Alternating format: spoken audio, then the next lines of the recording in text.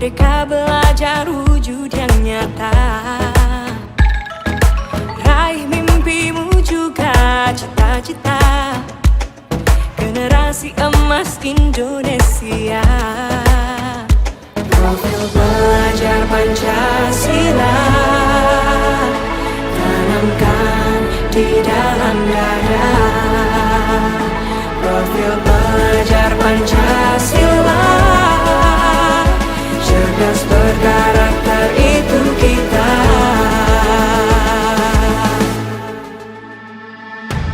Beriman dan bertakwa. Selamat siang Ibu. Selamat siang. Ya, mohon maaf Ibu mengganggu waktunya sebentar karena ini berkaitan tugas demonstrasi kontekstual pengambilan keputusan berdasarkan nilai-nilai kebajikan sebagai pemimpin Ibu. Oke, silakan Kek. Apa kabar Ibu? Sementara baik-baik. Ibu sudah berapa lama menjadi kepala sekolah Bu? Iya, kira-kira 3 tahun lah menjadi kepala sekolah. Ya, jadi sudah lumayan lama ya Bu ya. Nah, selama Ibu menjadi seorang pemimpin di sekolah Bu, saya katakan pemimpin Bu ya, kepala sekolah. Nah, kira-kira ada nggak sih Bu kasus yang paling Ibu ingat? Itu.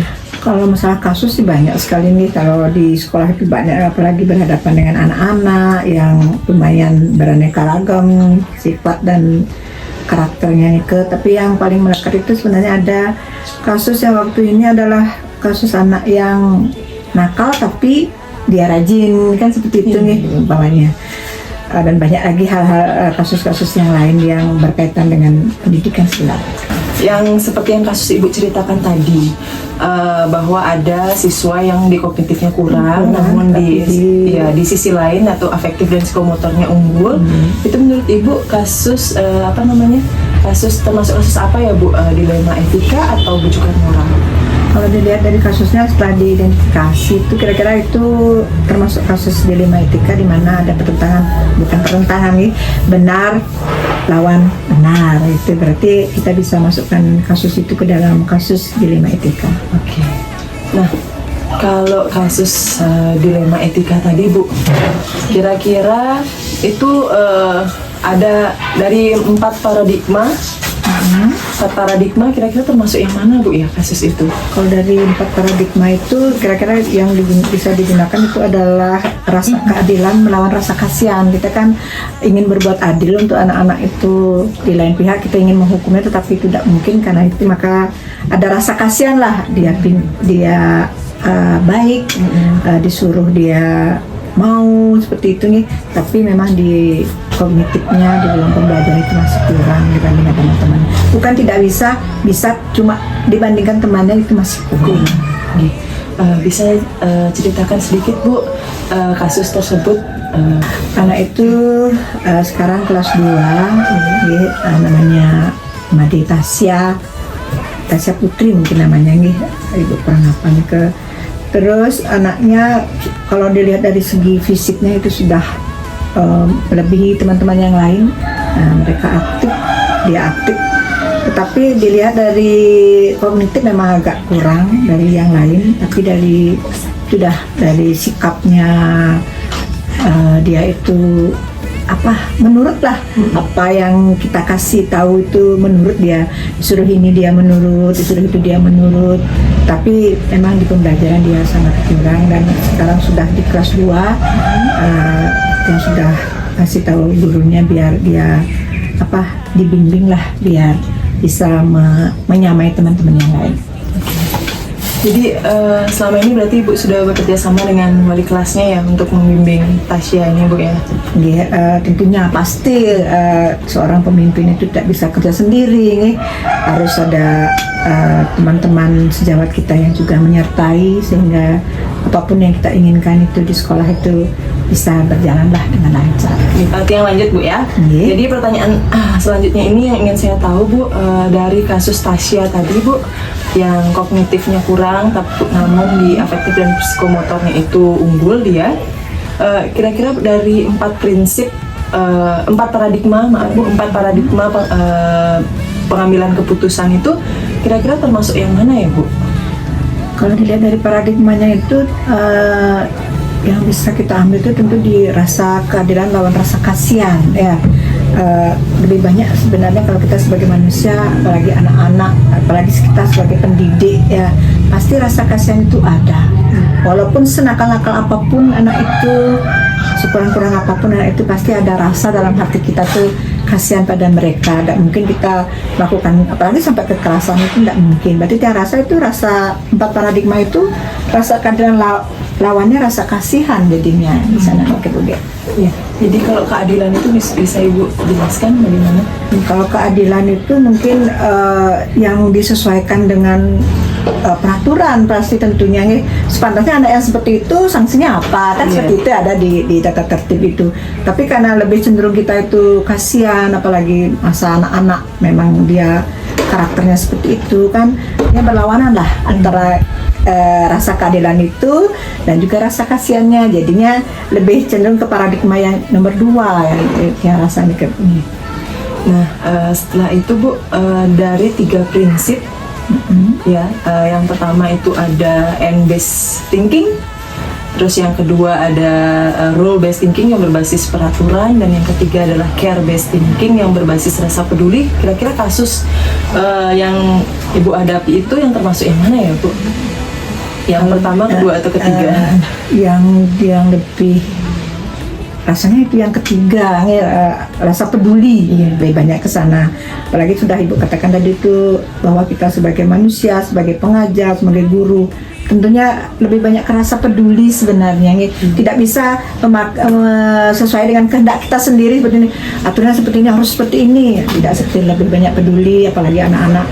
Kita semua menginginkan anak-anak itu berubahlah setelah itu, berubah lebih baik tentunya. Dalam menghadapi kasus tersebut yang tadi seperti Ibu ceritakan terhadap Tasya itu, apakah ada langkah-langkah khusus yang Ibu terapkan untuk mengambil keputusan terkait kasus tersebut, Bu? Kalau langkah-langkah, kalau secara teori yang ada di Permendikbud itu mungkin ada 9 langkah yang harus kita lalui untuk mengambil sebuah keputusan bila ada kasus di sekolah. Tentunya dengan lewat pengujian-pengujian tersebut, mungkin langkah 1 mengidentifikasi mana kasus yang termasuk itu dilema etika atau bujukan moral, yang itu dulu. Setelah itu mengumpulkan fakta-fakta bagaimana situasi yang di sana, dan sampai ke 4 baru kita bisa identifikasi nih yang mana dilema etika, yang mana bermoral, apa itu tadi? Bujukan moral gitu. Ya, baik Bu, berhubung Ibu katakan tadi 9 langkah itu, nah langkah yang pertama Bu, apakah ada dari kasus yang Ibu hadapi tadi itu nilai-nilai kebajikan yang bertentangan di sana, Bu? Ya, ada yang bertentangan dengan keadilan tentunya di sana, karena kita menganggap itu pelanggaran, tetapi di lain sisi bertentangan dengan yang tadi, bahwa itu merupakan rasa kasihan kita sebagai pendidik untuk anak kita itu biar tidak trauma dengan adanya sanksi-sanksi, dan juga ada rasa kasihan di sana. Berarti itu yang masuk ke dalam konsep pengambilan pengujian keputusan jadinya. Nah, saya lanjut Bu. Kemudian setelah Ibu tahu nih nilai-nilai kebajikan yang bertentangan di sana, kira-kira siapa aja Bu yang terlibat Bu dalam kasus ini ya, situasi ini gitu? Siapa saja yang terlibat? Pastinya anak itu sendiri kan itu. Terus kita tentu berhubungan nantinya dengan orang tuanya. Kebetulan anak ini sering diantar oleh bapaknya, ibunya kan, bisa kita komunikasi dengan mereka, dan juga tentu sekarang wali kelasnya. Dan setelah itu bisa kita pecahkan bersama-sama di teman sejawat kita. Mungkin kita kumpul-kumpul sambil sharing lah, ini si Tasya begini. Bisa diambil keputusan yang mana kita tempuh nantinya untuk menangani anak tersebut. Ya. Dari nilai-nilai yang bertentangan, kemudian yang terlibat dalam kasus itu, nah fakta-fakta apa saja sih Bu yang kira-kira relevan dengan situasi tersebut? Fakta-fakta yang relevan lah dengan situasi itu, sepertinya mungkin kalau Tasya kurang di pelajaran, ya di kelas maksudnya untuk pengetahuannya, tapi bisa mungkin dihubungkan dengan bahwa Tasya itu orangnya penurut sama perintah guru, apapun disuruh oleh gurunya itu dia mau, tidak menentang, walaupun di awal mungkin dulu karena ini seperti tidak senang belajar sebenarnya, menangis dan sebagainya, tapi sekarang dia menurut apa kata guru, tetapi masih kurang di kognitifnya itu. Dan fakta yang terkuat itu bisa kita selesaikan tentu dengan teman-teman sejawat kita, dengan wali kelasnya juga, tentu yang paling berhubungan di sana nanti di orang tua, ya bagaimana di rumah gitu. Tapi Tiang yakin Tasya bisa menuju lebih baik nanti. Berarti saya bisa simpulkan bahwa fakta yang relevan tuh Tasya ini adalah unggul di bidang afektif dan psikomotornya, namun kurang di kognitifnya. Baik, langkah selanjutnya Bu, itu adalah pengujian benar lawan benar. Nah, nanti ya uji legalitas gitu. Berarti di sana kan sudah tidak ada nih pelanggaran hukum. Tidak ada pelanggaran. Ya, sudah tidak ada juga pelanggaran kode etik di sana. Ya. Kira-kira kalau uji intuisi Bu? Uji intuisi berarti bahwa kita melakukan dengan lewat perasaan, ya. Saatnya itu nanti anak itu sikapnya baik, sesuailah dengan yang kita inginkan, anak itu penurut dan sebagainya, nanti jadinya enak enggak atau tidak enak kalau kita tidak naik kelaskan, atau bagaimana nanti berikutnya untuk anak itu, tidakkah dengan hal seperti itu nanti jadinya tidak naikkan atau dinaikkan ke kelas berikutnya, kan seperti itu jadinya untuk uji intuisinya, sehingga menimbulkan tentu pasti dilema sekali kan untuk anak itu. Iya. Terus untuk uji publikasi Bu, kira-kira Ibu merasa nyaman jika hal ini sampai terpublikasi dan dinikmati oleh halayak gitu Bu?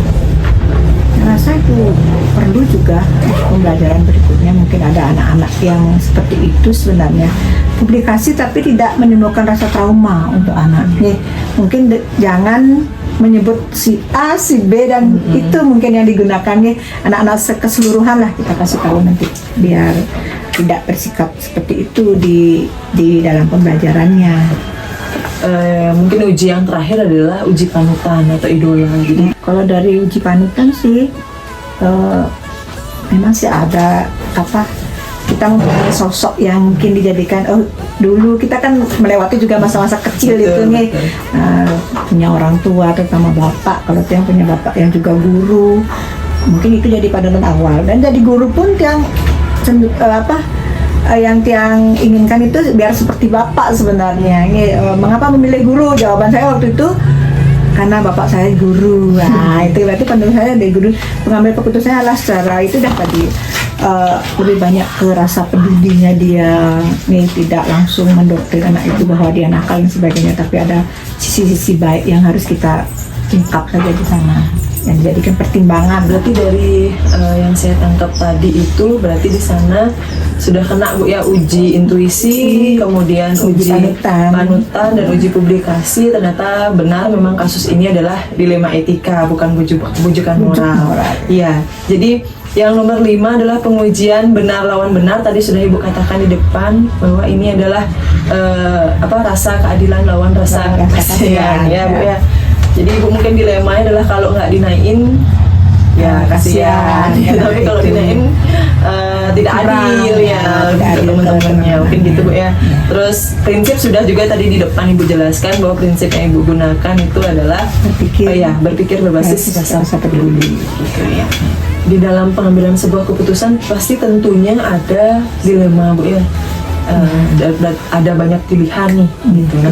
Ya, apa saja Bu kira-kira dari situasi ini, pilihan apa saja sih yang Ibu pernah buat gitu untuk keputusan? Opsi yang diambil itu yang pertama tentunya memberikan bimbingan itu biar di kognitifnya lebih maju, bisa menyamai teman-temannya, dan yang satunya mungkin tidak menaikkan atau menaikkan dengan syarat-syarat tertentu, umpamanya dalam 3 bulan ada perkembangan atau tidak, kan seperti itu. Dan juga wali kelasnya tetap memberikan laporan secara intern ke kepala sekolah. Setelah Ibu menimbang-nimbang nih di sana Bu, di opsi trilema itu menimbang-nimbang. Lalu keputusan apa sih yang Ibu ambil pada akhirnya gitu Bu?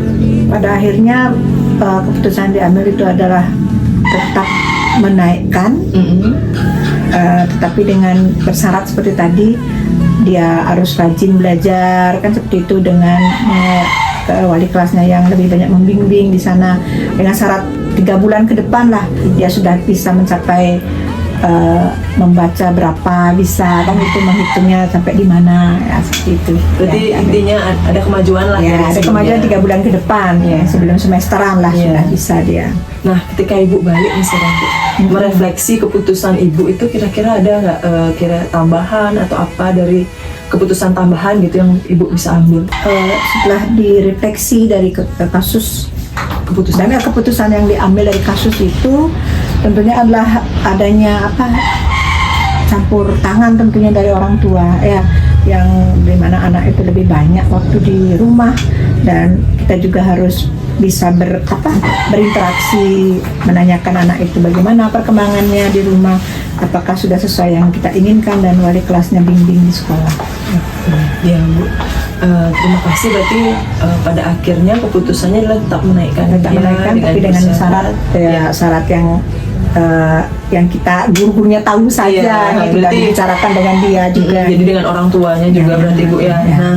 Nah selama Ibu menghadapi kasus-kasus itu, adakah tantangan tersendiri Bu dari menyelesaikan sebuah situasi dilema itu Bu? Ya, kalau tantangan sih banyak sebenarnya. Karena itu udah ada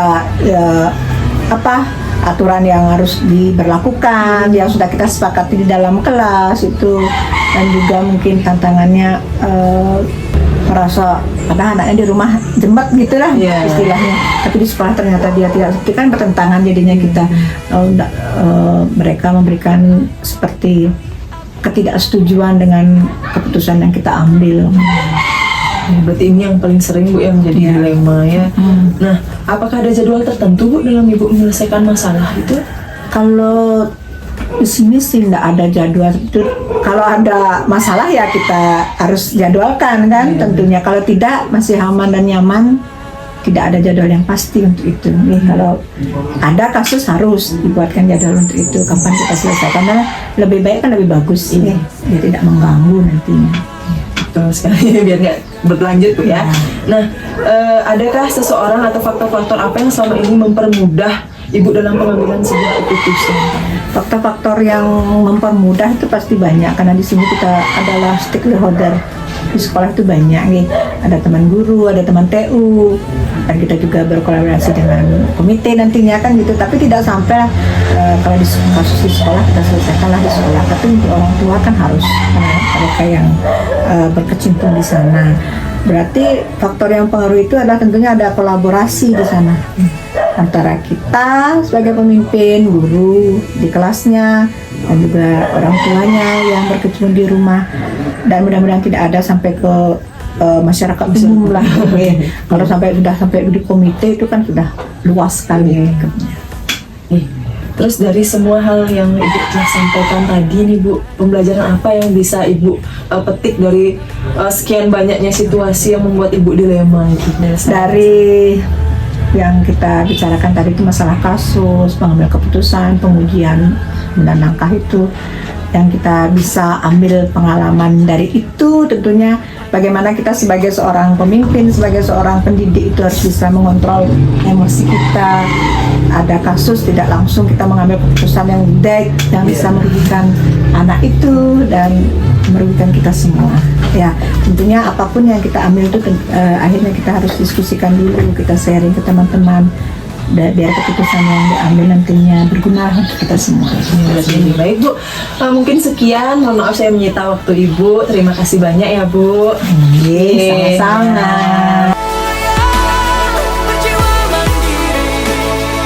Om Swastiastu Ibu. Swastiastu. Mohon maaf Ibu mengganggu waktunya sebentar. Perkenalkan Ibu, saya Ibu Sri Putri Intanti, CGP Angkatan 10 Kabupaten Tabanan. Ini minta waktu Ibu sebentar karena ada beberapa hal yang ingin saya diskusikan terkait dengan modul 3.1, yaitu pengambilan keputusan berdasarkan nilai-nilai kebajikan sebagai pemimpin. Mohon izin juga Ibu, yang menyampaikan beberapa tujuan dari percakapan ini. Yang pertama itu adalah bagaimana Ibu sebagai kepala sekolah mengidentifikasi kasus-kasus yang terjadi, kemudian bagaimana penyelesaiannya, kemudian siapa saja yang terlibat dan bagaimana tindak lanjutnya. Apakah kita sepakat Ibu dengan tujuan tersebut? Terima kasih Ibu. Ya, saya lanjutkan Ibu, mulai bertanya ya, Bapak Ibu nih.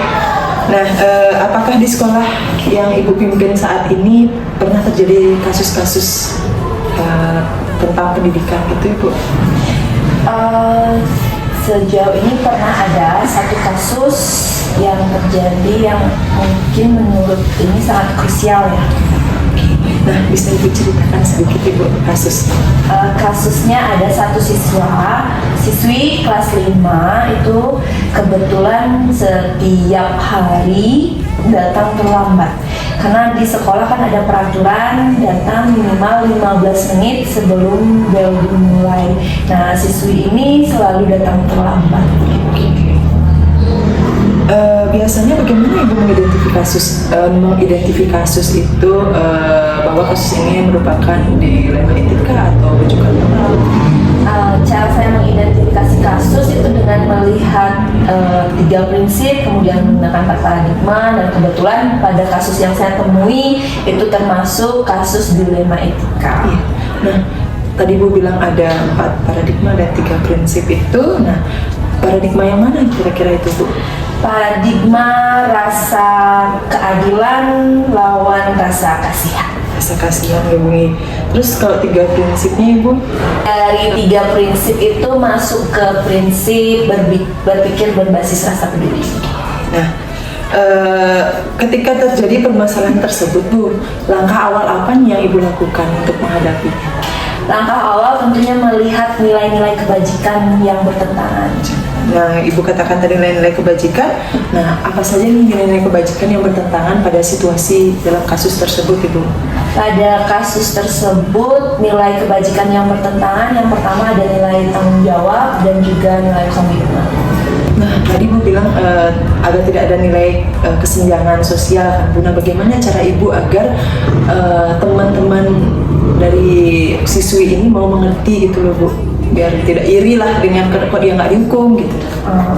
Baik, nah yang saya lakukan itu yang pertama mengadakan sosialisasi atau menyampaikan kepada teman-temannya bahwa kondisi temannya itu seperti ini agar muncul rasa peduli, rasa kasihan dari teman-temannya. Nah, dalam menangani kasus tersebut siapa saja yang Ibu libatkan Bu?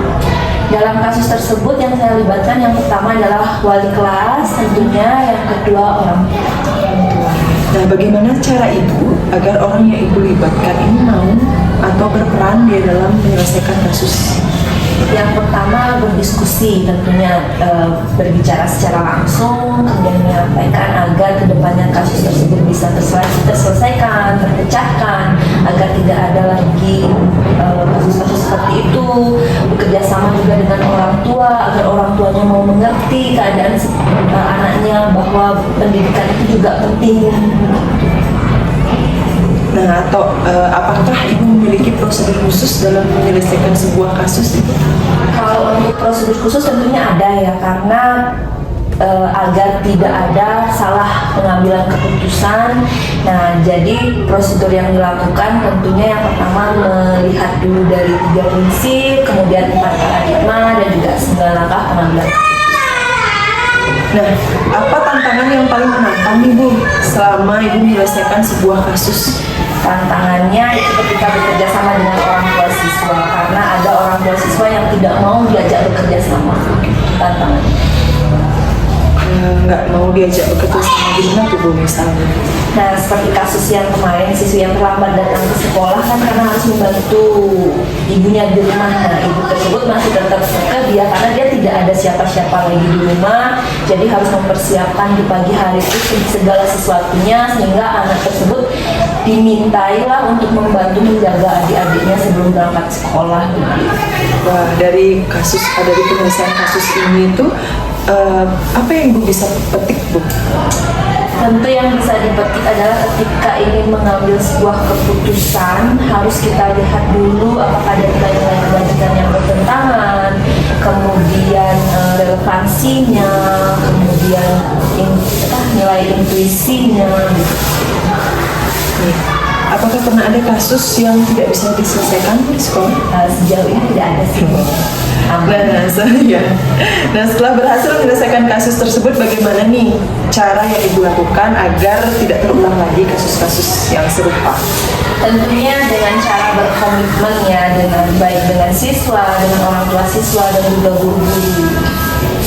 Nah, komitmen apa nih Bu kalau boleh tahu yang sudah Ibu rencanakan kemudian mungkin sudah Ibu terapkan di sekolah ini?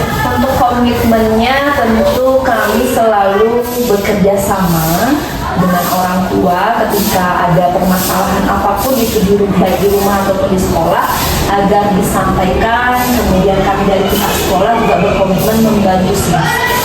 Baik Bu, terima kasih atas waktunya ini Bu ya. Nah, ini yang terakhir Bu, saya mau nanya Bu, bagaimana nih perasaan Ibu ketika Ibu berhasil menyelesaikan kasus yang Ibu hadapi tadi? Tentunya senang ya Bu ya, karena setiap ada kasus itu kan harus dicarikan solusi, kemudian agar permasalahannya terpecahkan. Nah, dari pendidikan guru penggerak, kemudian mendapatkan ilmu terkait dengan 3 prinsip, 4 paradigma, dan 9 langkah pengambilan keputusan, tentu sangat membantu sekali ketika ada kasus-kasus seperti itu. Wah, luar biasa berarti Bu ya, pendidikan guru penggerak ini ya Bu ya. Sukses selalu ya Bu ya. Terima kasih banyak Ibu. Mudah-mudahan Ibu nggak kapok nih di wawancaranya Bu ya. Enggak, Bu.